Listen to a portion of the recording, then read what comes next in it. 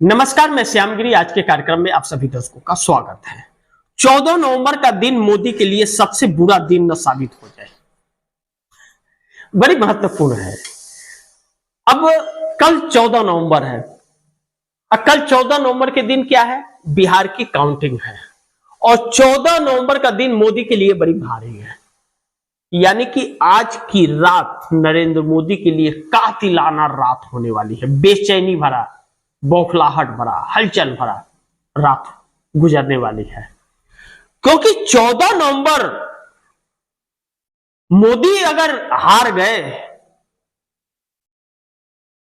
भाजपा की सरकार तो बननी नहीं है, एनडीए की सरकार नहीं बना पाए, तब तो फिर बड़ी मुश्किल में आ जाएंगे, खुद की कुर्सी नहीं बचा पाएंगे।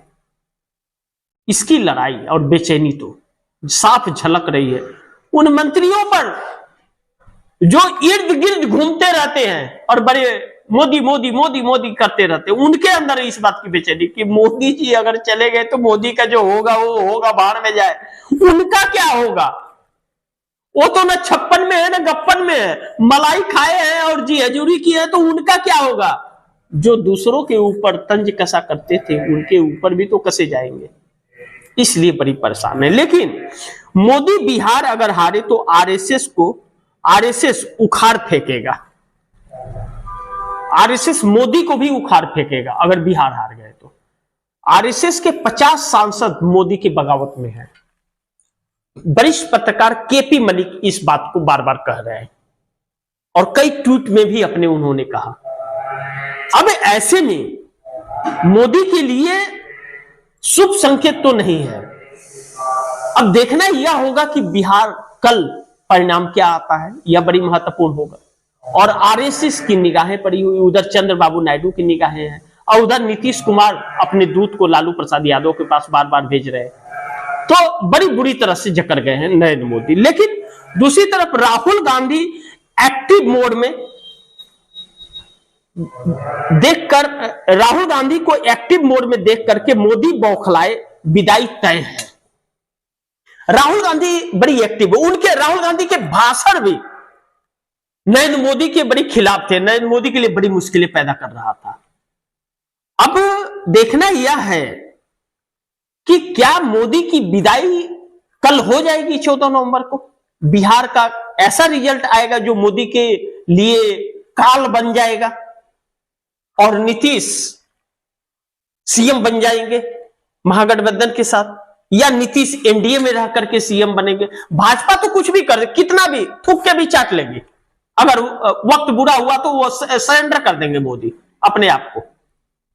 नीतीश पैर छू रहे थे, मोदी पैर छू लेंगे नीतीश के, क्योंकि नीतीश पलटे तो मोदी की सत्ता पलट जाएगी, यह मोदी भी जानते हैं। लेकिन देखना अब यह होगा कि मोदी शाह की होने जा रही है सरकार से छुट्टी। इसके दो कारण हैं। एक तो नीतीश, जो कल ही पता चल जाएगा बिहार का परिणाम आने के बाद। दूसरा आरएसएस। अब आरएसएस जानता है यह किस तरह से चोरी डकैती बिहार में चुनाव को लेकर के कर रहे हैं।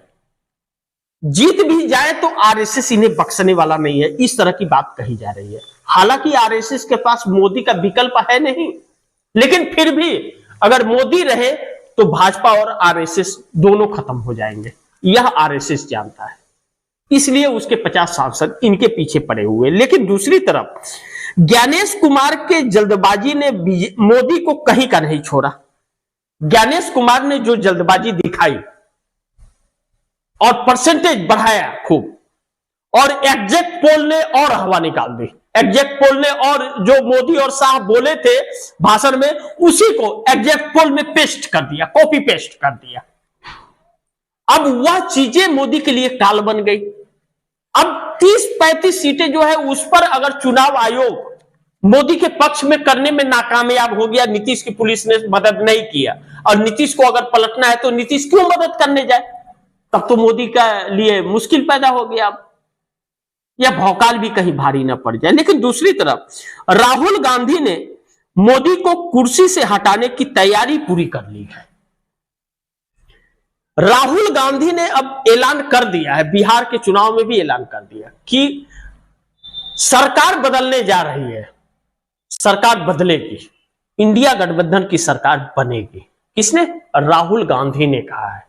कुछ तो दम होगा। यानी कि कल 14 नवंबर बिहार का रिजल्ट नरेंद्र मोदी के लिए शुभ संकेत नहीं दे रहा है। देखना यह महत्वपूर्ण होगा कि आगे होता क्या है। लेकिन नरेंद्र मोदी की बेचैनी बहुत तेजी से बढ़ रही है, इस बात से इंकार नहीं कर सकते। लेकिन एक चीज है कि उधर एक तरफ आरएसएस इनके पीछे पड़ा है, मोदी और शाह से छुटकारा चाहता है। मोदी शाह के लिए डू एंड डाई बिहार चुनाव हो गया है। इंटरनल सर्वे कहता है कि 90 सीटों के पार एनडीए गठबंधन नहीं कर रहा है। चिराग का दिया बूझ रहा है। जीतन राम मांझी और कुशवाहा कोई कमाल नहीं कर पा रहे हैं। भाजपा 50 के नीचे आ रही है। नीतीश कुमार अपने 2020 के परफॉर्मेंस को पार करते हुए नजर आ रहे हैं। तकरीबन 50 से 55 जा रहे हैं और 90 सीटें ही एनडीए को आ रही है। इसका मतलब भाजपा का बहुत बुरा हाल है। फिर तो भाजपा के लिए शुभ संकेत नहीं है। अब देखना यह होगा कि चुनाव आयोग कितनी तैयारी कर सकता है। और जैसे ही बिहार का रिजल्ट एग्जैक्ट पोल के विपरीत पलटा, वैसे राहुल गांधी की तैयारी पूरी है नरेंद्र मोदी को सत्ता को पलट देने का।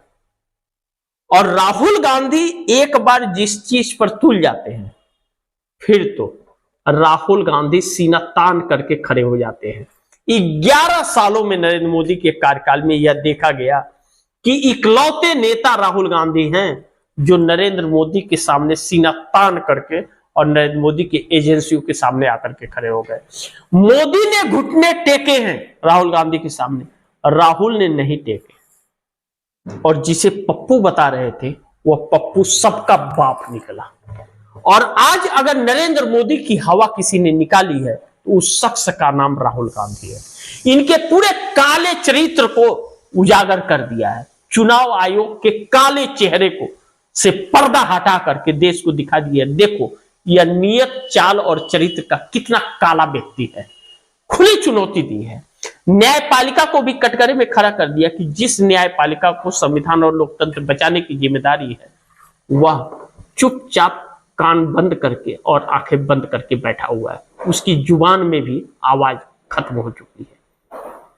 यानी कि कल का दिन 14 नवंबर बड़ी महत्वपूर्ण होने वाला है। देखते हैं क्या होता है। जो भी होगा खबरें आप दर्शकों तक पहुंचाते रहूंगा। लेकिन आप दर्शकों की क्या राय है, क्या सुझाव है, कमेंट बॉक्स में दीजिएगा। इस खबर को ज्यादा से ज्यादा शेयर कीजिएगा, अपने दोस्तों को भी कहिएगा आगे शेयर करें। आपने अगर चैनल को सब्सक्राइब नहीं किया, सब्सक्राइब कर लीजिए। अपने दोस्तों को भी कहिएगा चैनल को सब्सक्राइब करें। मिलते हैं अगली खबर के साथ, तब तक के लिए नमस्कार।